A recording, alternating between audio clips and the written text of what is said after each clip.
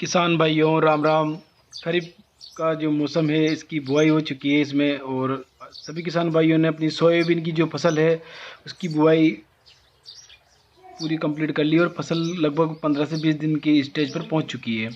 और ये वो अवस्था है इस स्टेज पर जो सोयाबीन है इसमें जो खरपतवार है उनका प्रकोप बहुत ज़्यादा रहता है। और यही वो अवस्था है जब और इस समय खरपतवार का नियंत्रण अगर हम कर लेते हैं तो जो हमारा उत्पादन है वो ज़्यादा प्रभावित नहीं होता है और फसल की ग्रोथ अच्छी होती है और फसल की बढ़वार अच्छी होती है। क्योंकि हमारे देश में खरपतवार से 15 से 20% जो नुकसान होता है वो खरपतवार की वजह से होता है। तो किसान भाइयों, आज की इस वीडियो में बात करने वाले हैं हम जो सोयाबीन की फसल है उसमें खरपतवार नियंत्रण के बारे में।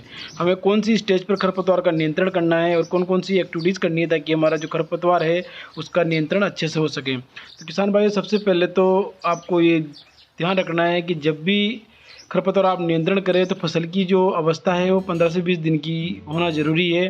साथ ही खेत में मॉइस्चर लेवल अच्छा होना चाहिए। अगर आप हाथ से निंदाई गुड़ाई करते हैं तो बहुत ही बढ़िया बात है। अगर आपके पास लेबर और समय की उपलब्धता नहीं है तो जो रासायनिक जो खरपतवार नियंत्रण है वो भी आप अपना सकते हैं। क्योंकि किसान भाइयों, सोयाबीन में जो चौड़ी पत्ती वाले और संकड़ी पत्ती वाले दोनों तरफ के खरपतवार रहते हैं।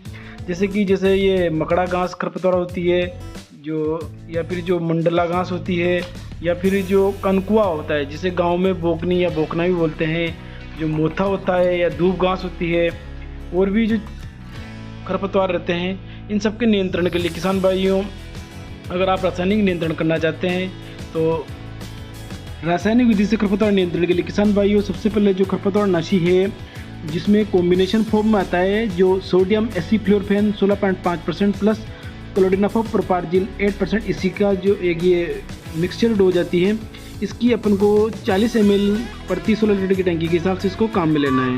किसान भाइयों, अगर आपके खेत में कनकुआ जो जिसे लोकल लैंग्वेज में बोकनी या बोकना भी कहते हैं, इसके नियंत्रण के लिए हमें जो क्लोरीम्यूरोन इथाइल 25% WP आता है, इसका 25 गिलास पानी में गोल बनाकर प्रत्येक टंकी में 1 गिलास इसके गोल को डालना है ताकि जो अपना कनकुआ खरपतवार है उसका भी नियंत्रण आसानी से हो सके।